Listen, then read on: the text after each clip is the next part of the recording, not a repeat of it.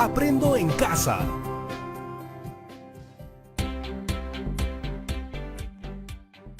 Mi nombre es Jonathan Hernández y esto es Aprendo en Casa, una iniciativa del Ministerio de Educación donde aprender es más divertido.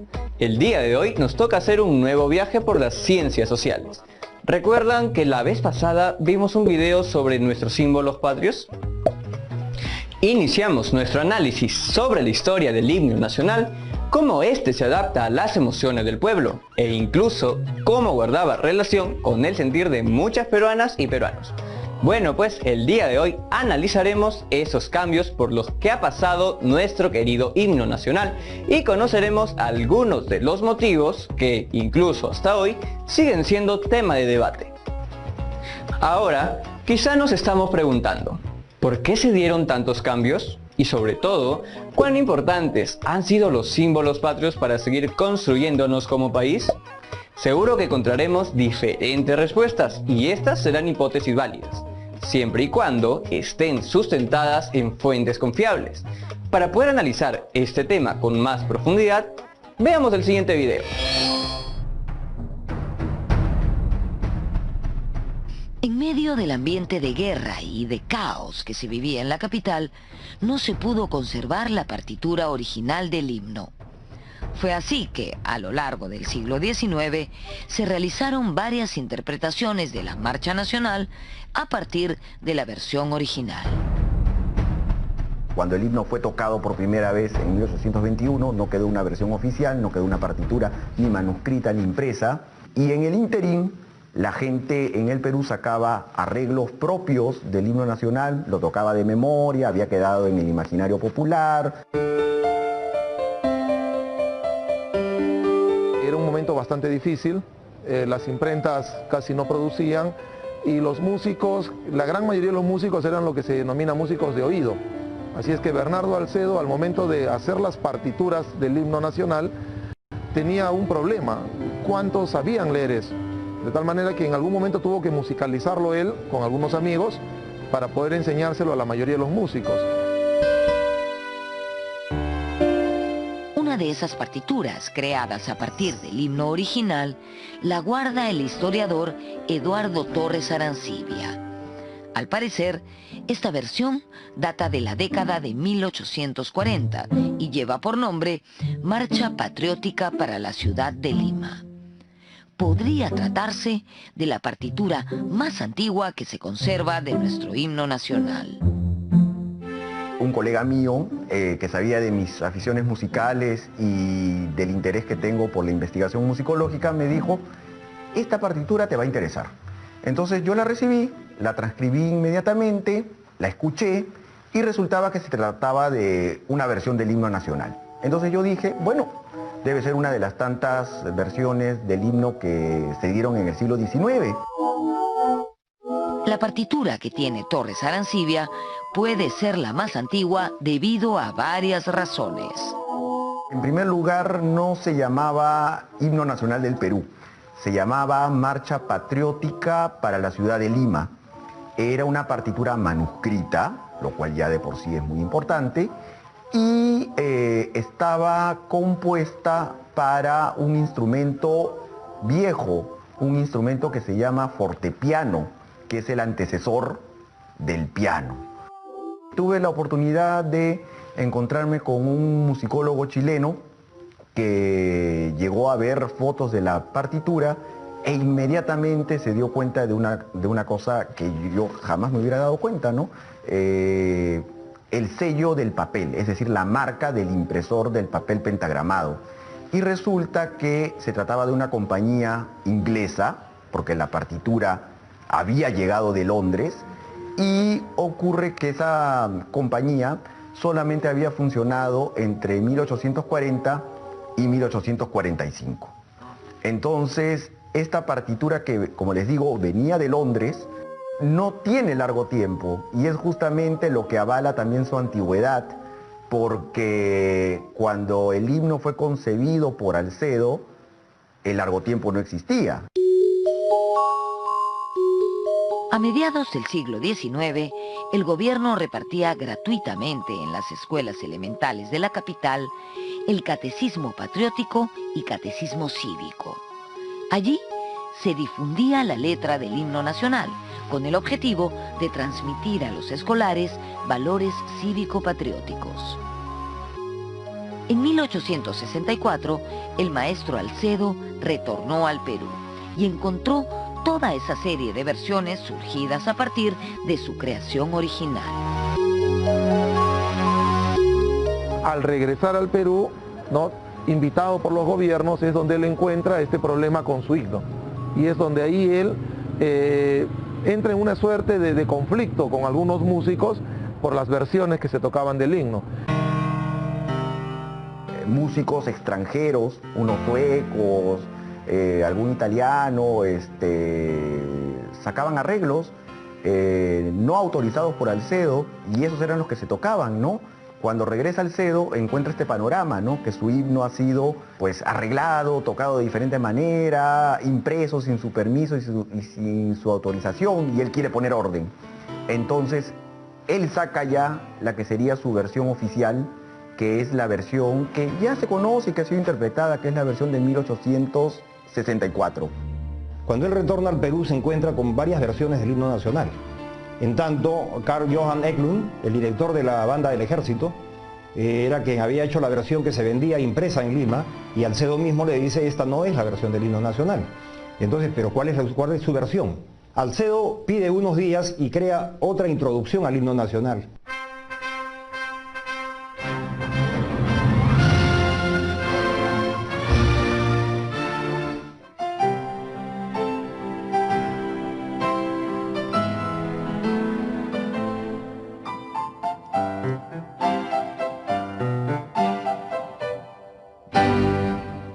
Vamos a hablar del extranjero más importante en toda esta historia del himno nacional.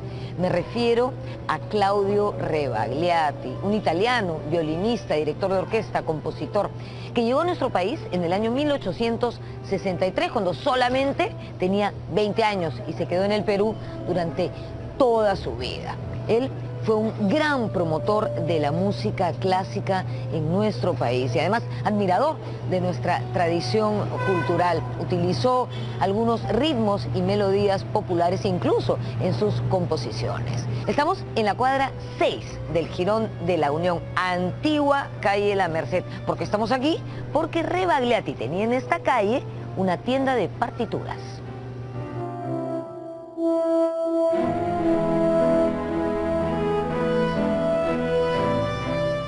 Como hemos dicho, Rebagliati llegó al Perú en 1863 y al año siguiente, en 1864, José Bernardo Alcedo regresó a nuestro país luego de haber estado durante 40 años en Chile. Cuando Alcedo regresa al Perú se da cuenta de que nuestro himno había sido modificado, alterado, y en ese contexto Rebagliati le propone reconstruir la partitura original de nuestro himno. Alcedo ya estaba un poco mayor, así que accedió a hacerlo siempre y cuando Rebagliati fuera efectivamente quien lo hiciera y él quedara como un supervisor. Fue así que se consiguió la versión oficial del himno, incluyendo la estrofa de Largo Tiempo, el himno que todos conocemos hoy.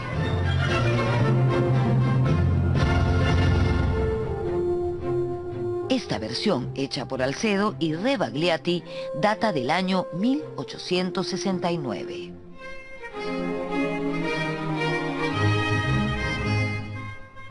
Rebagliati restaura en su primitiva sencillez, toma la melodía de Alcedo con la anuencia de Alcedo y crean toda la armonización que conocemos ahora del himno nacional. Estamos hablando que el Estado peruano en 1901 acepta la versión estando vivo todavía Rebagliati, y ya Alcedo había muerto un año antes de la guerra con Chile.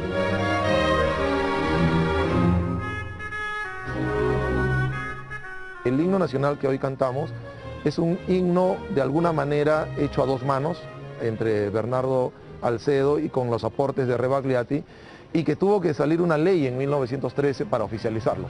Si no, quizás tendríamos varias versiones de himno y cada quien tocaría la que más le agrada o la que más le acompasa, porque en algún momento el himno en el siglo XIX tuvo hasta notas festivas, mientras que en la actualidad es bastante marcial, ¿no?, bastante cuadriculado, por decirlo de alguna manera. Y entre ambos hicieron una suerte de himno que calzara un poquito más con las vivencias del siglo XIX y no tanto con la independencia.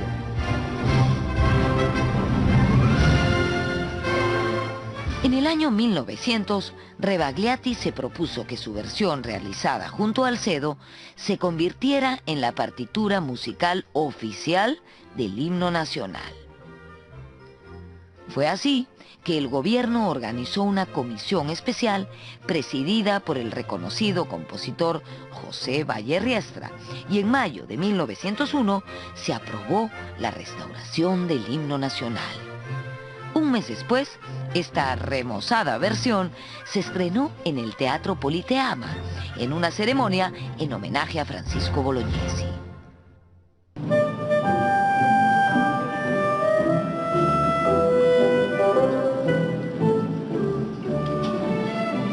En esta versión renovada destacó la nueva introducción.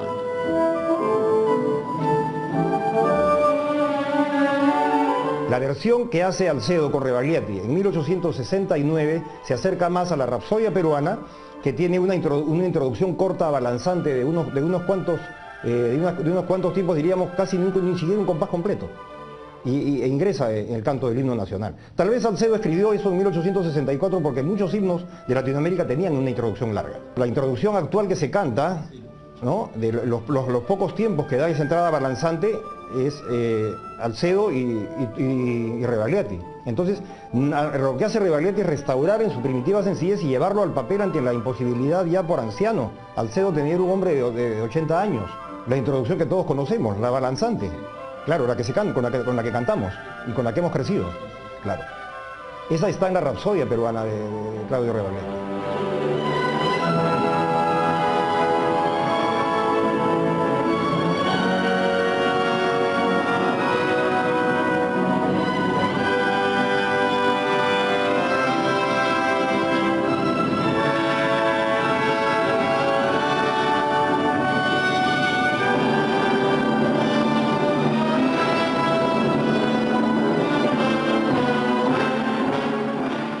También en 1901 se convocó a un concurso para renovar la letra del himno por considerarla en parte antihispana.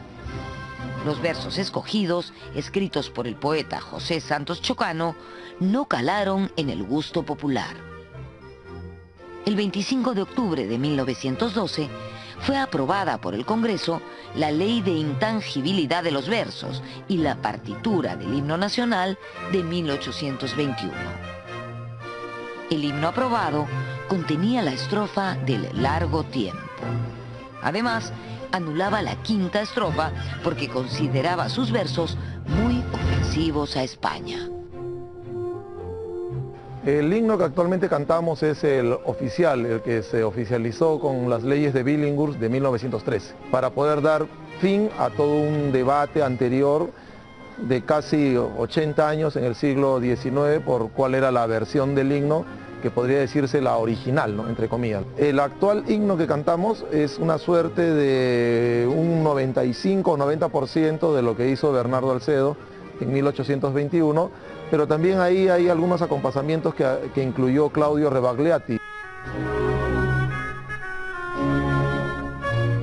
A fines del siglo XIX se realizó el más antiguo registro fonográfico de nuestro himno nacional. Se grabó en Nueva York por el sello alemán Berliner. La voz fue del tenor italiano Arturo Adamini, que cantó acompañado de un piano.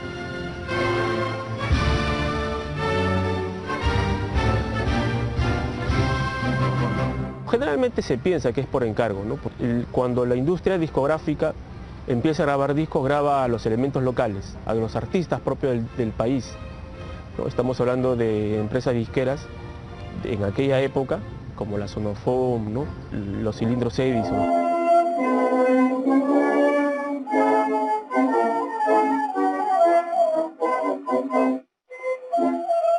En 1904 se realizaron dos importantes grabaciones más de nuestro himno nacional. En 1904, por primera vez una banda latina, por decir así, grabó nuestro himno. La banda municipal de La Habana grabó en Cuba los primeros discos grabados en Cuba, para el sello Sonofone. Grabó muchos himnos y mucha música foránea, ¿no? Había una banda de estudio de la Víctor, que era una empresa grande de música. La banda se llamaba la Pryor Band. La Pryor Band era una banda de estudio que grababa todo género, grababa valses, danzones, corrido mexicano, ¿no? Entonces, con el objetivo de vender, ¿no?, a los diversos países sus discos. Entonces ellos grabaron nuestro himno nacional con el título de Aires Nacionales Peruanos.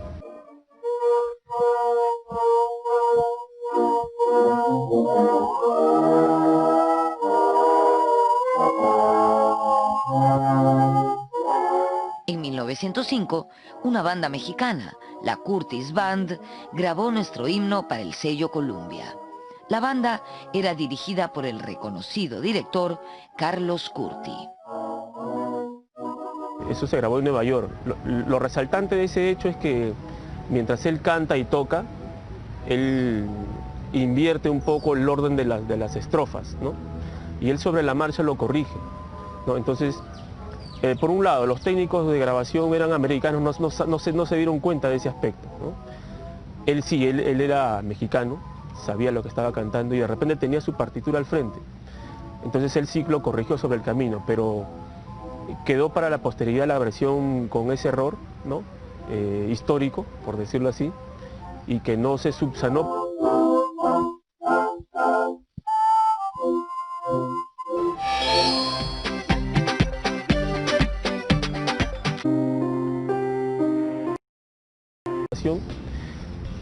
Y que le tocó que le tocó ellos grabaron solamente,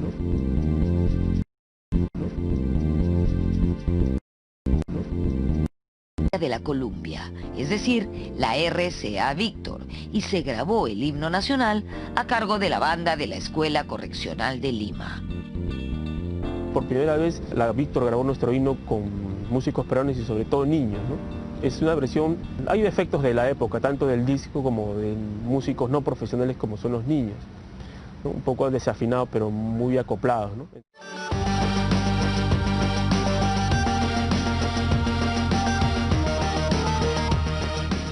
Con motivo de las Olimpiadas de Berlín de 1936, el gobierno del general Óscar Benavides encargó al reconocido músico alemán Leopold Weninger una versión orquestal de nuestro himno nacional.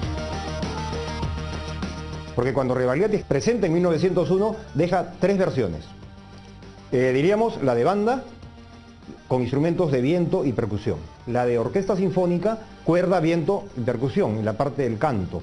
Y la parte, diríamos, la versión de piano y canto, estas 3 las archivan en diferentes dependencias del Estado. Lo que posteriormente hace Weninger, Leopold Weninger, escribe la versión, tomando la versión de banda para orquesta sinfónica, pero sin cambiarle una nota, sin cambiarle notas. La versión de Weninger se acoge a la versión original, lo que cambia es el timbre. O sea, no están los saxofones del tiempo de la partitura original de Rebagliati, pero sí están los timbales, están otros instrumentos. Entonces no cambia en esencia la obra. No cambia en esencia la obra como para decir que es otra obra, no es otra obra.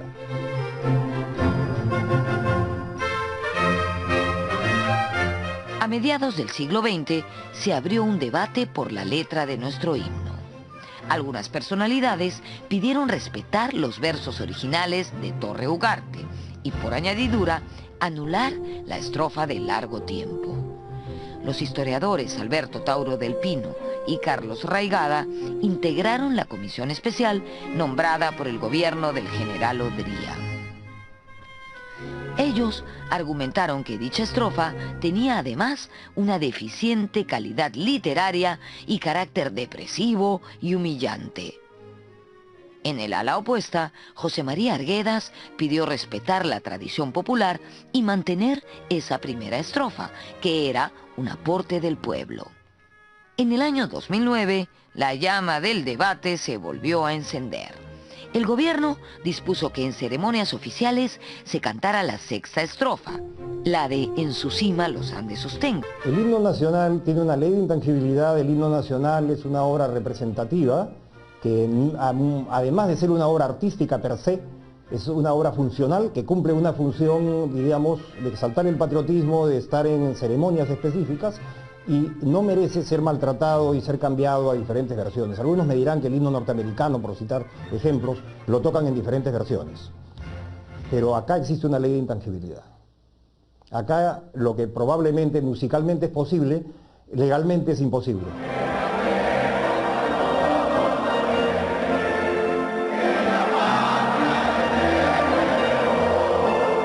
El himno usualmente en el Perú es cantado en los colegios, en las fiestas patrias, en las actividades oficiales y en el Estadio Nacional.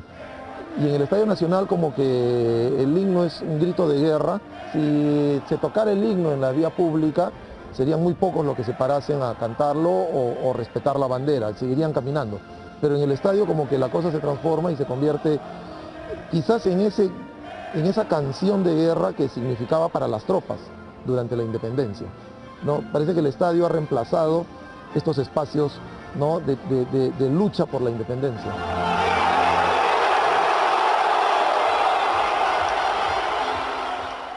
Somos libres, seamos lo siempre, y ante niegue sus luces del sol, que faltemos. La historia de nuestro himno es un poco como la historia de nuestro país, ¿no? Azarosa, muy dinámica.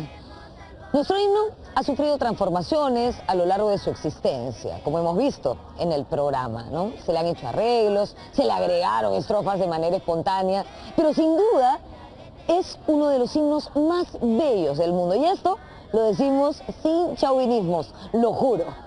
Cada vez que nos toque cantarlo, hagámoslo llenos de orgullo, como estos hermosos alumnos de la institución educativa Juana Infantes Vera. Nos vemos en la próxima.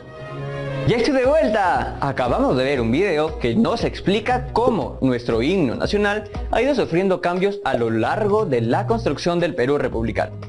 De hecho, este himno ha acompañado a las familias y al país en general en diferentes momentos. En alegrías, en tristezas, en la búsqueda de caminos hacia metas y objetivos, o incluso para salir de las adversidades que hemos enfrentado como sociedad, como la que vivimos hoy en día. Así que a pensar en el himno y a lavarse las manos.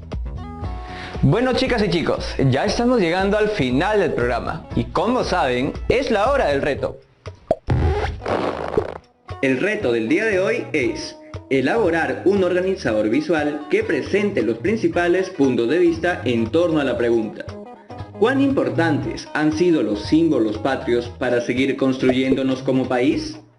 No olvides incluir en tu respuesta tu propio punto de vista y tus argumentos, y los demás puntos de vista que encuentres junto a las ideas que lo sustenten. Recuerden que pueden compartir sus trabajos con primos, tías o algún familiar. Es importante que puedan registrar sus trabajos y guardarlos en su portafolio. Esto les servirá para tener todas las evidencias de su aprendizaje. Recuerden lavarse las manos frecuentemente con agua y con jabón por al menos 20 segundos. Y si van a salir a la calle, que sea solo cuando sea necesario, usando su mascarilla y respetando el metro de distancia como mínimo. Esto fue todo por hoy en Aprende en Casa. Nosotros nos vemos en una siguiente edición.